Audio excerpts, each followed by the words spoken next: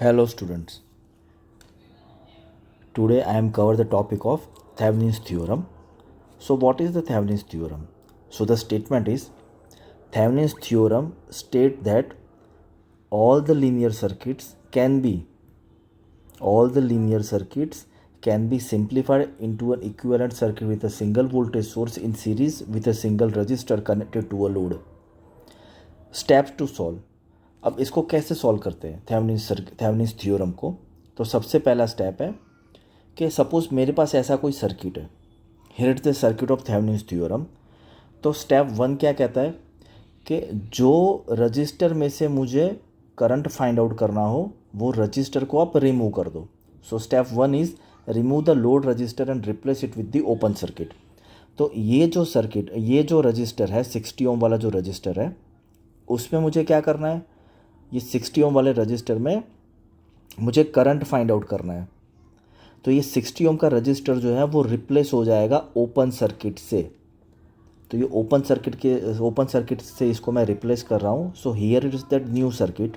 Okay, ये register जो है यहाँ पर क्या हो गया, ओपन सर्किट हो गया, उसको मैंने रिमूव कर दिया। अब ये वाली सर्किट को मुझे सॉल्व करना है। Then how can we will solve, इसको मैं कैसे सॉल्व कर पाऊँगा? तो अब यहाँ पर देखिए, नाउ अप्लाइंग दी ये वाली सर्किट जो है, ये वाली सर्किट में मैं यहाँ पे क्या करता हूँ, अप्लाई कर रहा हूँ KVL। Now applying the KVL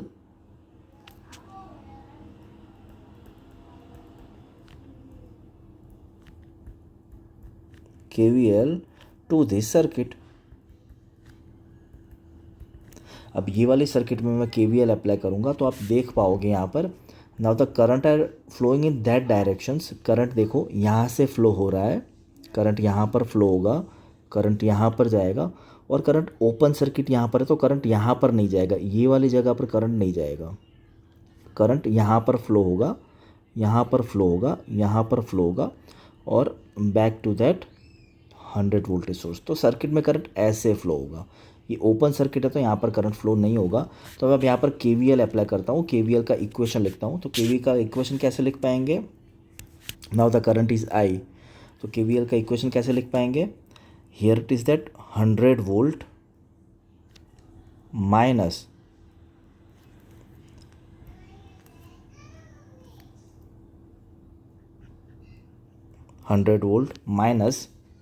20I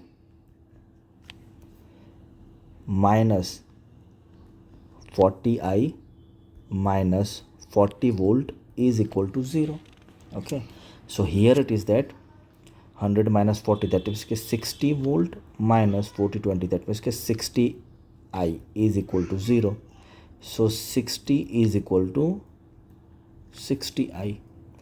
So I is equal to 60 divided by 60. So current is equal to 1 ampere. So we have to find out the current of that circuit. ये circuit का मैंने क्या find out कर लिया, current मैंने find out कर लिया। Now we will move further.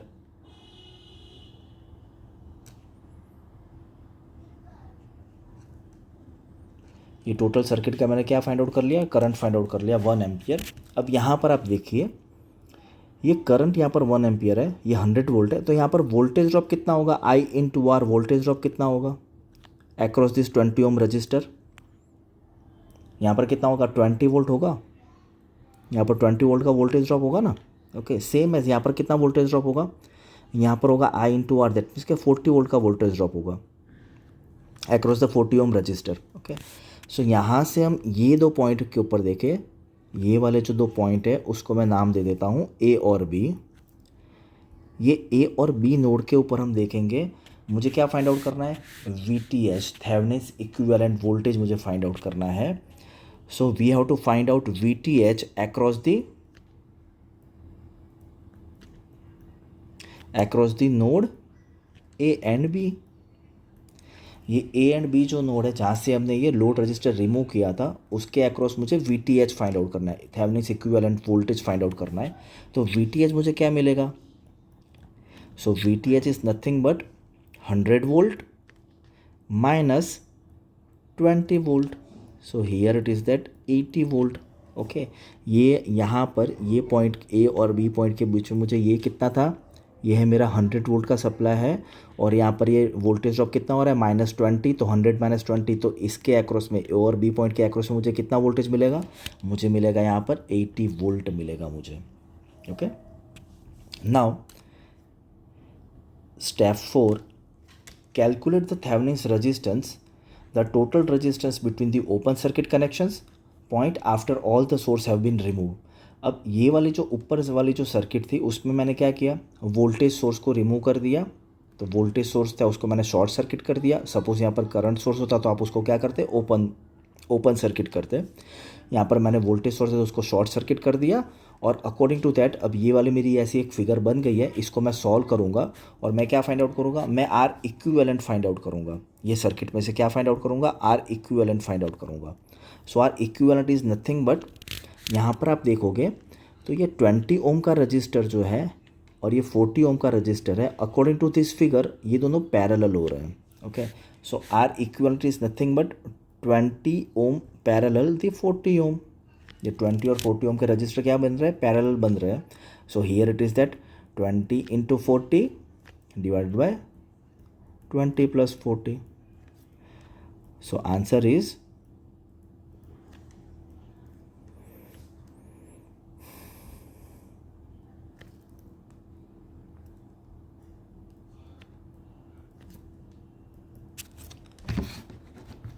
So the answer is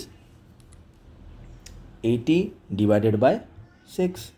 So 80 divided by 6 is nothing but 13.3.